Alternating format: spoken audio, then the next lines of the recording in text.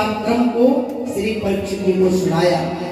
4 श्लोकों में भागवत महापुराण के चतुर्थ श्लोकीय भागवत का बड़ा सुंदर व्याख्यान किया है। पहले श्लोक में परमात्मा तत्व का वर्णन किया, दूसरे श्लोक में माया तत्व का वर्णन किया। नित्यर्थम यत् प्रतीयेत न प्रतीयेत चात्मनि तद्विद्यात्मनो माया यथा भासो यथा तमः। सुखदेव जी कहते हैं इन 4 श्लोकों के माध्यम से मूल रूप से श्रीमद् भागवत महापुराण का निर्वचन श्रुतियों में वर्णन है। तृतीय स्कंध में सर्ग का निरूपण किया, द्वितीय स्कंध के अंतिम अध्याय में भागवत जी के लक्षण को बताया। अत्र सर्ग विसर्गस्य स्थान स्थान पोषण पूर्तयः आदि आदि 10 लक्षणों को बताया। और उन्हीं लक्षणों में तृतीय स्कंध में पहला लक्षण सृष्टि कर्म निर्माण। जैसे आटा का जब चाहे तब रोटी बना ले, पराठा बना ले, पूरी बना ले, लेकिन तभी तक जब तक वह आटा है। पूरी बनने के बाद रोटी नहीं बना सकते, रोटी बनने के बाद पराठा नहीं बना सकते।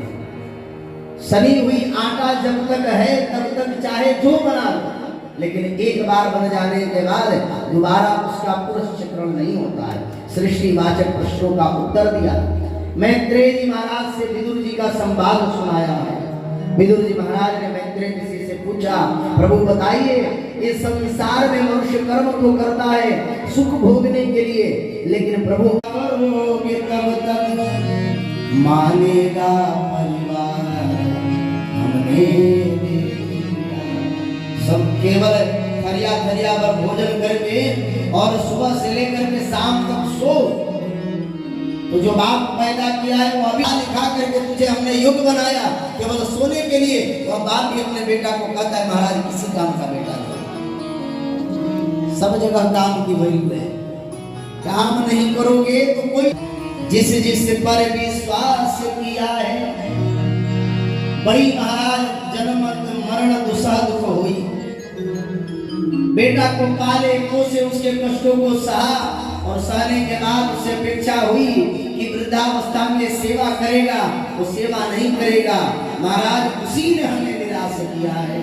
बोले बनकर रिश्तेदार हमने देख लिया, सब मतलब किया हमने। यही संसार की अवस्था है। सुखदेव जी महाराज ने परीक्षित से द्वितीय